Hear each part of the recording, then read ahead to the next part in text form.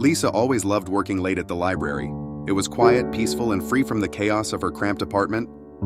Tonight was no different. As the clock struck 11:45 p.m., she was alone in the cavernous building, surrounded by towering shelves of ancient books. The fluorescent lights flickered above her, a minor annoyance she had grown accustomed to. She was deep into cataloging a pile of dusty books when her phone buzzed on the desk. Unknown number. She hesitated but answered. "Hello?" A faint whisper crackled on the other end. "Don't stay in the library past midnight." Her stomach tightened. "Who is this?" she asked, her voice trembling. The line went dead. Lisa glanced around, her eyes darting to the dim corners of the library. The air felt heavier now, the silence oppressive.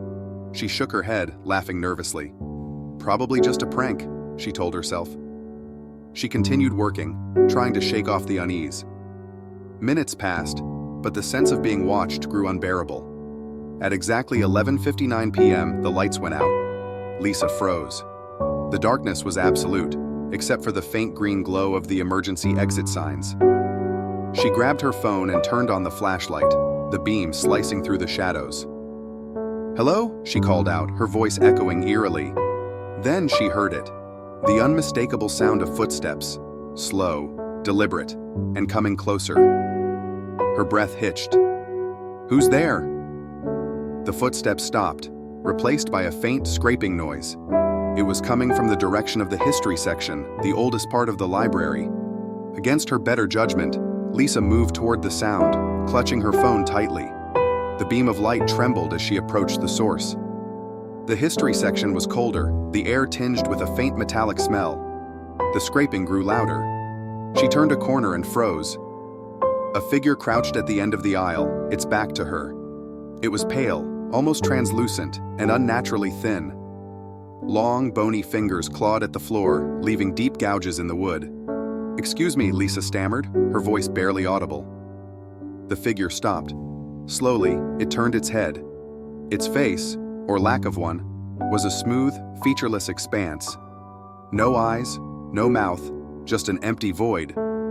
Lisa screamed and turned to run, but her foot caught on something. She hit the floor hard, her phone skittering out of reach.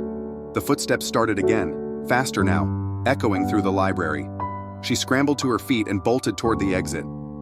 The emergency doors were just ahead, glowing faintly in the dark. She reached for the handle and pulled, but it wouldn't budge. Behind her, the footsteps stopped.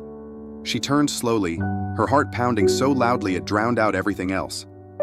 The figure stood inches away, its featureless face tilted as if studying her. It raised a bony hand and pointed at the clock above the door. Midnight. The figure leaned closer, and a deafening, inhuman scream filled the air. The next morning, the library opened as usual. The staff found Lisa's desk, her unfinished work still neatly stacked.